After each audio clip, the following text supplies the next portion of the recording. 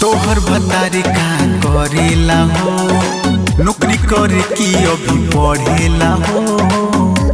हरी बताओ ना तोहर भतारी का करेला हो, नौकरी करे की अभी पढ़ेला हो। सुनी में आइल हो रहे कोलकाता में सुना खोलल है बाहर केस्टा बोलमुना रहेला साता में।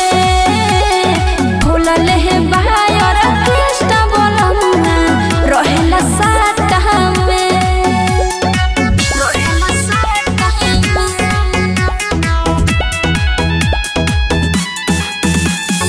खोलल है बाहर केस्टा बोलमुना रहेला साता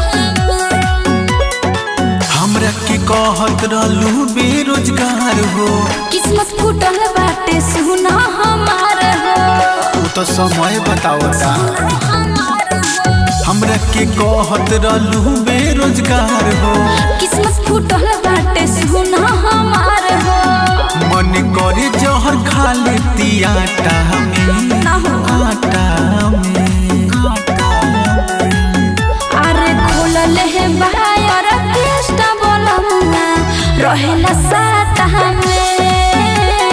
खोलल है बाहर केस्टा बोलमुना रहेला साता में। रहेला साता रहेला साता म्यूजिक बाय शत्रुघ्न कुमार। केस्टा बोलमुना रहेला साता लगता अब के समझ में तोहरा यहाँ आइल। बाकी तोहरा ला हमरा बहुत है बुझाई।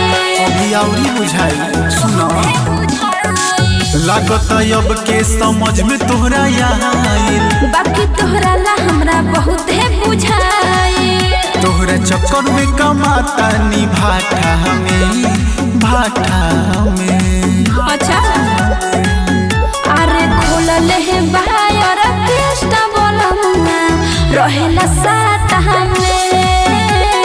खोलल है बाहर केस्टा बोलमुना रहेला साता में। रहेला साता में। Recording Studio